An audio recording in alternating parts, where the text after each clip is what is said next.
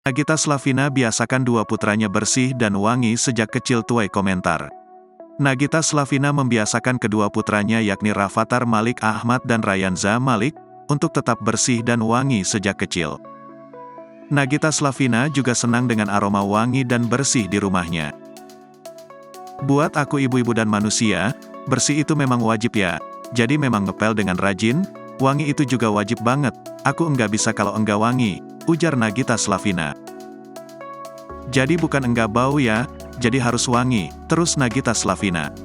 Kemudian kebiasaan dari Nagita juga diberlakukan untuk kedua putranya agar tetap wangi dimanapun dan kapanpun.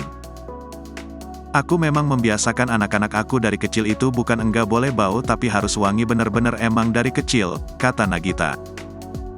Dikatakannya, Rafathar kini merasa sensitif apabila mencium wangi yang tidak sedap. Beberapa kali Rafathar komentar ketika mencium bau yang berada di kediamannya. Jadinya memang yang udah kelihatan yang gede kalau bau apa-apa sedikit dia sensitif banget, memang harus wangi dia bisa tahu, mah ini kayaknya bajunya udah bau deh, bau ini itu dia udah tahu, tutur Nagita. Dengan demikian, Nagita harus membiasakan lingkungan rumahnya agar tetap wangi. Jadi memang aku membiasakan lingkungan rumah aku harus wangi, tandas Nagita Slavina. Sebelumnya, Raffi Ahmad dan Nagita Slavina sedang program anak ketiga perempuan. Rencana Raffi Ahmad dan Nagita Slavina program anak ketiga itu diungkap oleh asisten mereka, Mary Ahmad.